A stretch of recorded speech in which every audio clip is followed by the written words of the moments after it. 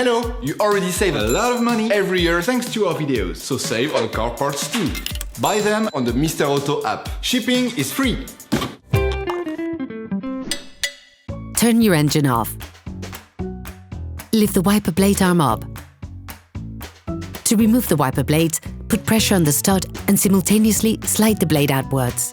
To avoid any risk, put the arm delicately onto the windscreen. Before doing that, place a fold of kitchen roll on the windscreen to protect it. To put the new one in place, start in the same way as you finish removing it. Slide it along the holding. You will hear click from the stud when it slots in place. Place the arm gently back onto the windscreen. Lift up the arm of the windshield wiper. To remove the wiper blades, put pressure on the stud and simultaneously slide the blade outwards.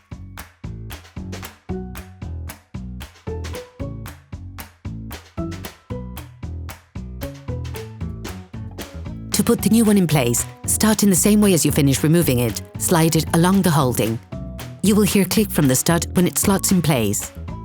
Place the arm back gently. Operation completed.